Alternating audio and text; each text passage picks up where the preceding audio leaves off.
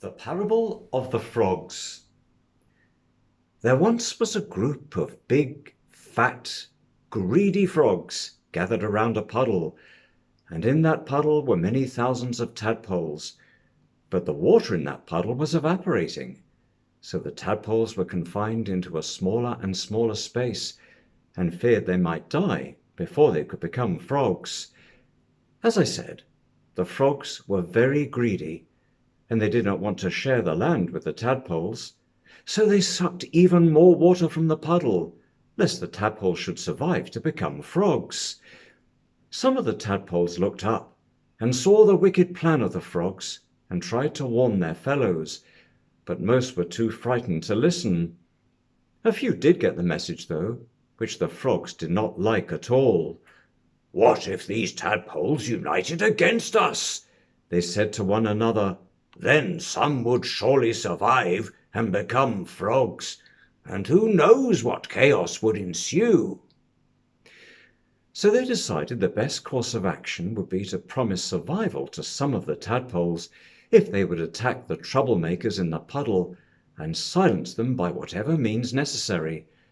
The frogs also trained their recruits in how to persuade others in the puddle that the real source of their woes was not the frog overlords, but other tadpoles, such as those with different markings, or who preferred different types of food.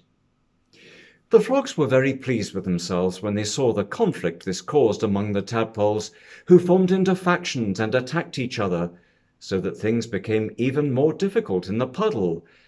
Yet some tadpoles still looked up and saw the plan of the frogs, and could not be persuaded to keep silent about it. Then one day, those who looked up saw flying in the sky above a big white bird, and though they did not quite understand its significance yet, sensed there might be salvation in it, so they leapt from the water and splashed the surface, hoping the bird might see them. It took a few goes, but a ray of reflected light did eventually catch the eye of the bird, who looked down at the pitiful scene below. "Well, that's odd," the bird said to himself. "In our world we guard our vulnerable, but these frogs appear to be doing the opposite to their kin." With that, he swooped down from the clouds, and the frogs, who had been so focused on keeping the tadpoles down that they did not think to look up, had no idea of his approach until his shadow was upon them. Some tried to flee, but they were all so fat that none found the speed to get away. This way and that, the bird's murderous beak and razor-sharp talons tore into the flesh of the helpless frogs until not one was left alive. And so that day the tadpoles were liberated. Fresh rains came that replenished their pool, and they could now grow freely into frogs. And as they remembered the oppression they had suffered, they did not repeat the cruelties of the first frogs, but allowed future generations of tadpoles to become themselves without fear or favor. And every year, in the season when frogs would become tadpoles, they all would sing a chorus of thanks to the great white bird who had saved them.